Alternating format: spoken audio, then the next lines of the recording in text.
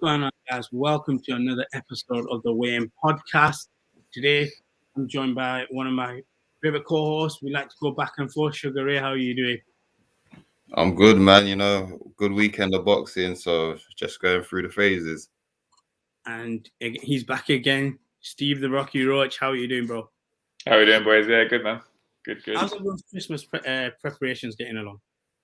Are we nearly there? Obviously, myself, I don't celebrate Christmas. I know some people start towards middle of November. Others do it towards the back end of towards December. Like, when do you guys start your Christmas? Listen, the older I get, Christmas is just more about the dinner than anything else. So Christmas Day is my Christmas afternoon. That's my day of unwrapping, and I'm unwrapping food, not presents. So apart from the Christmas is just more for the little ones now, so they get the presents, and the adults just enjoy the food. And do you know what though? I've stumbled across a serious life hack. Yeah, so my family's coming out to visit me, and my missus' family's coming out, so they're all coming out together.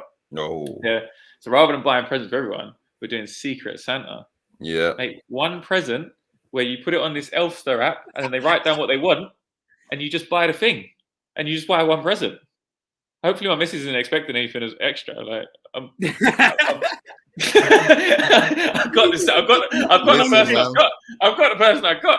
There was no contract. There was no small print. It's the best. It's the best life. It's the best life hack, man. Everyone we're getting older, man. No need to buy too much presents. Although those, do you know what the underappreciated presents were growing up now? Socks. You know when people buy you socks, when you was younger, you're just like, what the hell is this for? But when you're older, you're like, man, I really needed this. Yeah. I'm now buying myself socks. I'm like, someone buy me some socks. Yeah. I hate it, yeah.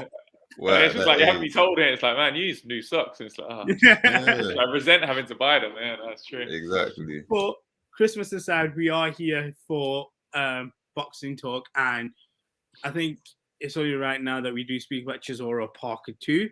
Yeah. I know me and you gone back and forth on this, Ray, and we just think that Eddie Hearn can sell anything to anyone. And even a couple of weeks ago, when we were looking at the Hearn tickets, we were like, where is it going to be Manchester Arena? We still saw some Parker Chisora tickets.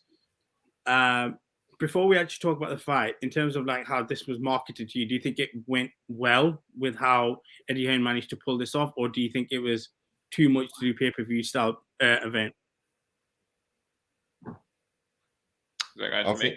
No, for Ray.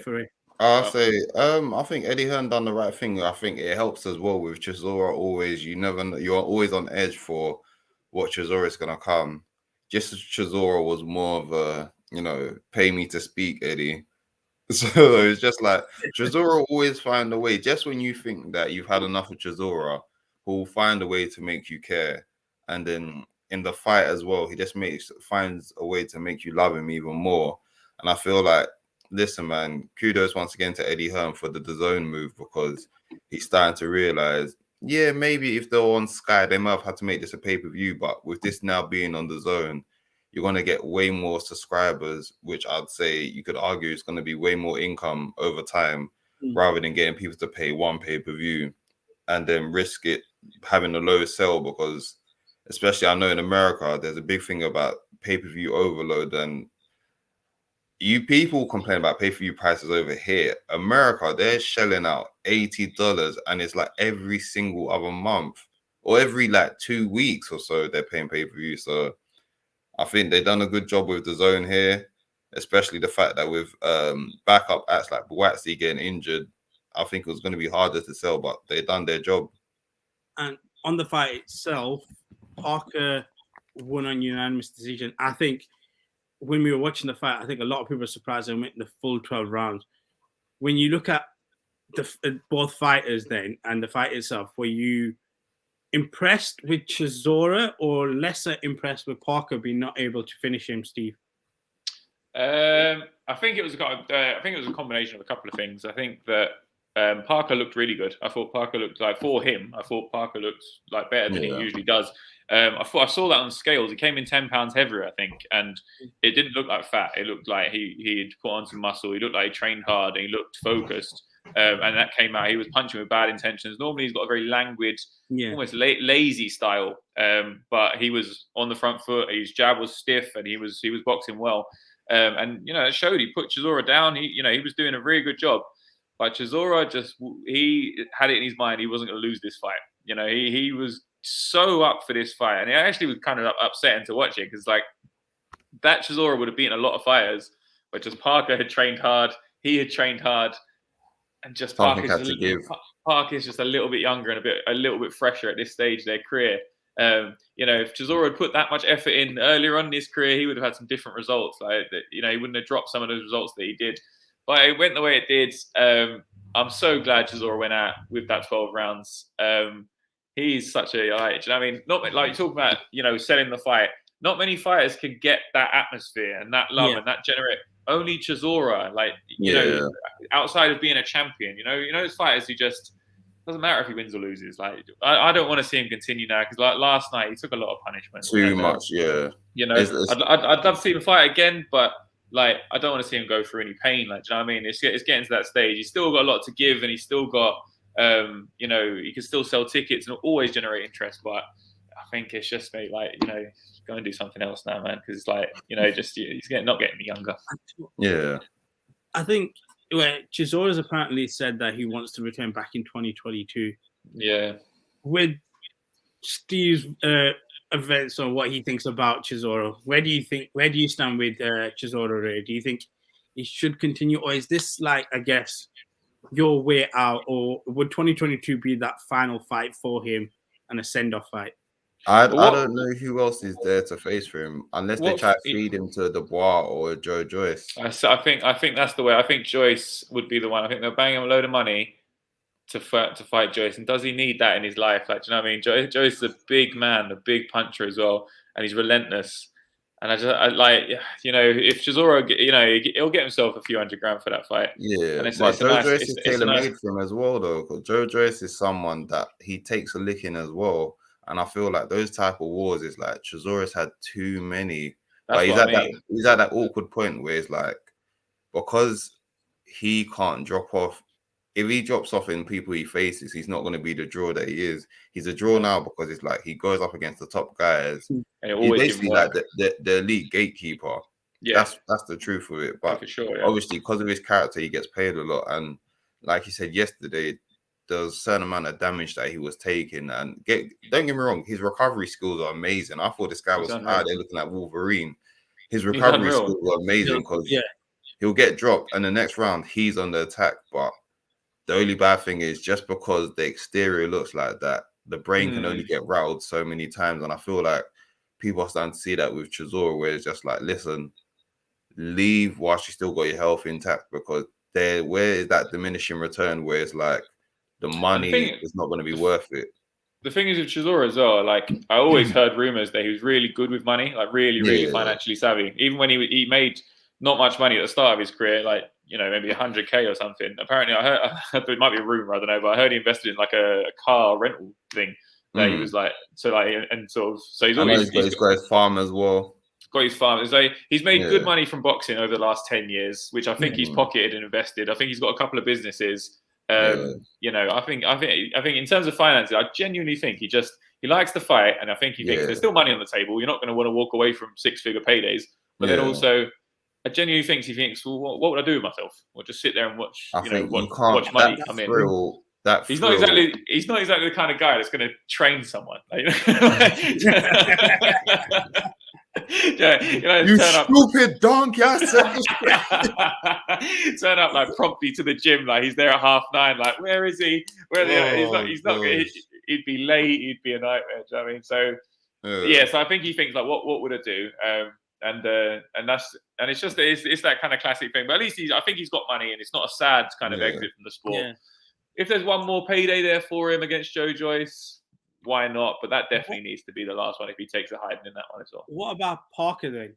Where does he go? Because this is the problem that you look at the heavyweight division. It's kind of saturated in the sense of we know who's the A guys. I feel like Parker's like a B guy. Like we know Usyk, Joshua's there. We know that Dillian White's meant to be the mandatory for Tyson Fury. I can't see Parker being a type of guy who can go over to another country aside from like British fighting and then like make make a big name in that sense. So what's Parker looking at in 2022? Considering for me, I think the title pick is kind of a tricky one to get into. What intercontinental belt did he get? Did he get content? I said intercontinental. WBO, I think, is it? Yeah, He which normally one works has? at WBO. Because I know, is it Joyce has the WBO on as well? Joyce is the number one contender to the WBO, and then Usyk is obviously the champion. But then he's lying in waiting. Joyce, I reckon Joyce would take that fight. But then when his advisors say, "Hang on a minute, do you need to say you're there? Like you don't need to take a really difficult fight like that." But isn't this what the DAZN was supposed to be about? It doesn't really matter about your area or whatever. You can put fights anywhere because it's a global platform, and they're not really trying to for Sky, which is in Britain. They're not trying to build up things like that. They're just trying to do. They're just making content. Like something like that. I think. From my understanding, these guys need to start fighting each other. I think you've got Hrgovic, you've got Hughie Fury, you've got there's a lot of like Tony Yoka in France, Joe Joyce, Daniel Dubois. There's a whole thing there, and if they want a piece of the pie, it's like they're going to need to fight other contenders to create that buzz, because right now. Yeah, they're like it's not really good. Like, look at Hrgovic. He's been the IBF number one contender or something, but no one will fight him because they don't want to risk it. He doesn't want to risk it. The money's never good enough. Just roll the dice. Look, Hrgovic against Parker. Go for it. Whoever wins, you're one step closer to. You definitely deserve a shot. Then that might be. I think that might be right on the money. And then, like you said, Joe Joyce, they might just tell him, listen, just don't take anything risky, because you're right there. Although it depends on his money, because how long can you wait for? Because this he's older as well. Stuff is might go on for another year. Well, I'm sure they'll give him. I'm sure Frank Warren will give him a couple of nice fights, because he's going to get a nice piece of the pie when he fights for that world title. And also, they might be thinking, like Frank Warren might be thinking, all right, Fury wins the undisputed, and he's retiring. Does he really want to pay? He might not retire. He might retire. He might not. But does he really want to pay the Fury's ready to. I think I would say he would be, if he did that, he would be done in the sport. But there's always more money. Do you know what I mean? If someone's offering you 20 million to come back, you're always going to come back. I don't know, man. He seems pretty done. But I'm kind of agree on this. He does seem that way, but it's money and boredom. But anyway, that's besides the point. But anyway, so just say he gets all this. Whoever gets titles, Usyk, AJ, doesn't really matter.